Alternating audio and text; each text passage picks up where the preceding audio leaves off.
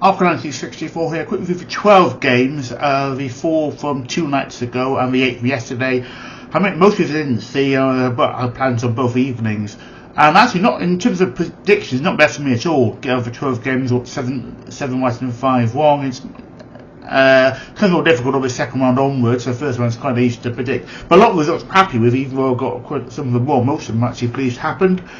So I'll start with first one, the upset there. Michael Smith actually did a decent average against Niels van der Velde. 98 average on the Velde, winning it 3-1. Smith's just not, he seems to be a championship winner, and I've said it a couple of times in videos. If you told people that, said who would be dominating darts after the championship 3 years ago, I think it was Michael Smith. You certainly wouldn't be Luke Humphries, and then like they said, Luke Littler. Smith just, I think he's got injury problems. I think like with Dirk van Dijvenbode, it's a mental thing, I think, as well. I'm not sure it's just physical. And he could be going out 30 top 32 before long. As a former world champion, after not that many years winning it. I mean, Peter White, I think he won it the year before Smith won it, and he's pushing out to top 32 as well. Well, of course, White's a lot older than Smith. Match 2 is a difficult one for me, as I really like Dobie as he comes to Newcastle. I lived here since I was 6. Dobie's from here, but one of my favourite players is Andrew Gilding. So I saw the highlights of both of these games while actually watching them, but no result, and I was hoping Gilding won. Gilding's just a lovely guy, I think, and Dobie seems okay, but Dobie just seems to lose it a bit in matches. I remember 2 years ago he was fine, falling up and up course, and lost his quarter-finals 5-4 and got hammered last year. Taking on against Michael van Gerwen. I did say in my preview videos that a few players, I know a player come to from last night, another player, well, as I say, it's Gerwen Price. Dobie and Price are much better on the floor than TV, and both, despite Price's world victory, I'll come to that in a short while. But Dobie was sitting on Premier League this year after that sort of performance, and he just doesn't seem to. He just doesn't do enough on the TV. It looks like he has Masters win, and that's about it. I don't know what it is. Gilding will play brilliantly. He always had a 97, I think it was, now 99, and he's in good form, man. So he's a serious fight to have to play. I shouldn't remember who he's playing. I was going to look this up, and I've forgotten who he plays in the next round. So of course, plays Luke Woodhouse. That's the interesting one.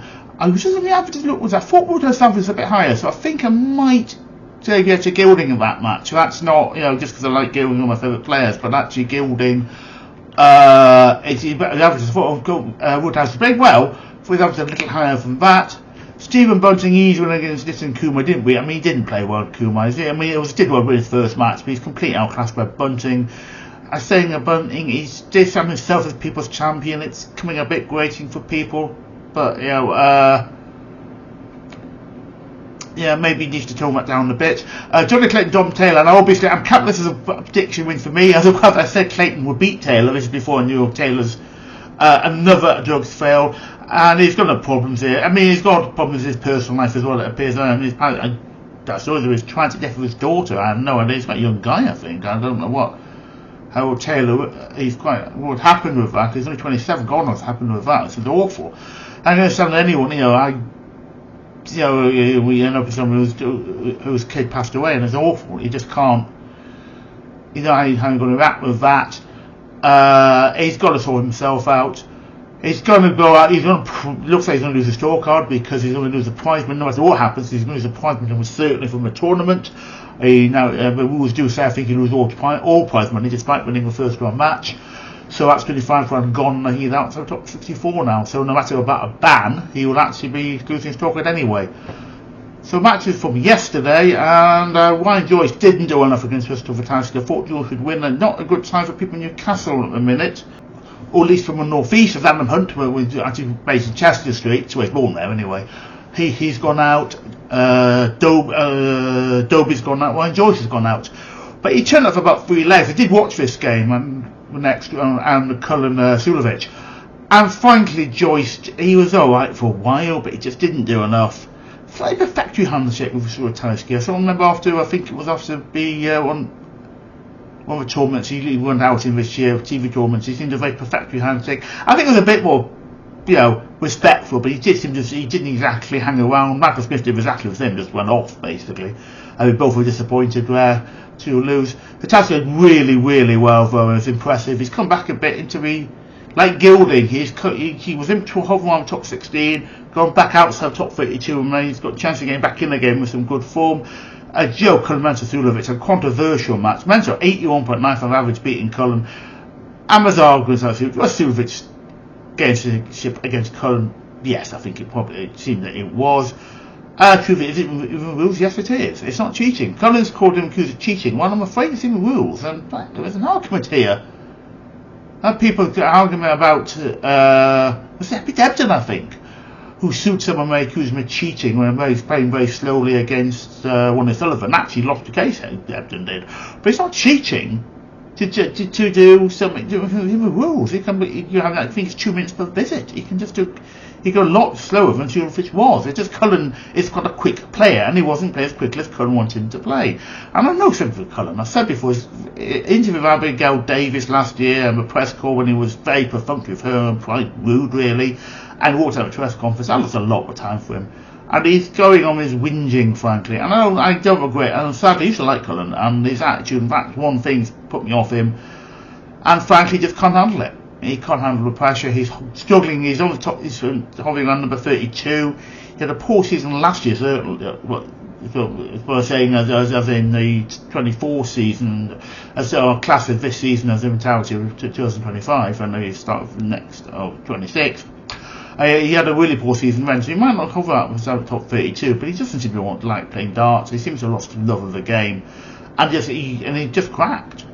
He played a very poor game against someone who played him worse than he did, frankly, than the averages, and so Mentor did what he needed to do, and he's still hovering around. I said he'd have a great match against Van Gogh not that many years ago. I thought he was David Cameron in the first round. Swift did really well. He got as far as he has. Luke Wood, as they're saying, going well, plays Gilding in the next round. Easy enough against Maxwell, but didn't do a lot. I thought Mike Lukeman beat Maxwell for the first round. He didn't, but Top did very little.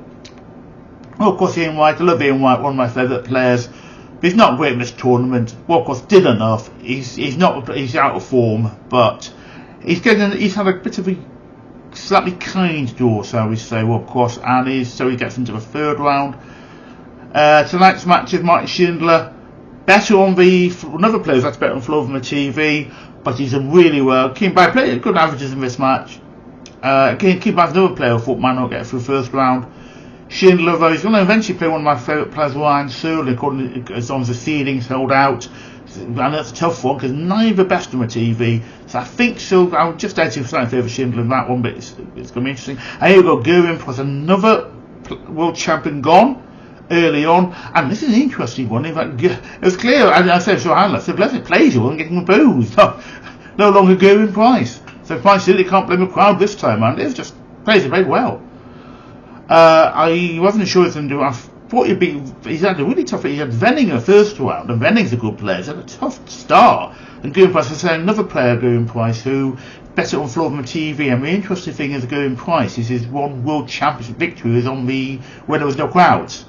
And he's not really done it. He's not in the final since then. In this one semi-final, but he's just I think better on the floor these days. And he has a good record for the Grand Slam. His TV record since recent years hasn't been good, and he's going to be starting. The interesting thing about Premier League here, does he get in? It's interesting because he's argued that he's got a personality.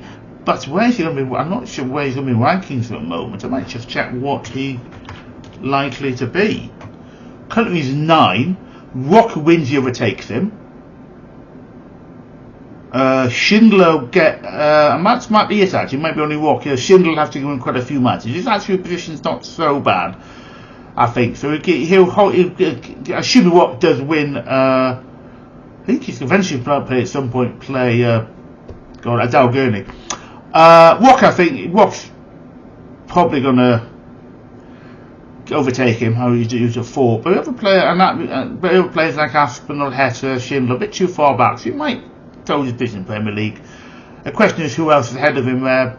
but you've got quite a bit ahead of him. We might argue maybe just more justified a place in Birmingham and go in price at the moment. It's going to be an interesting thing where that's for after the tournament.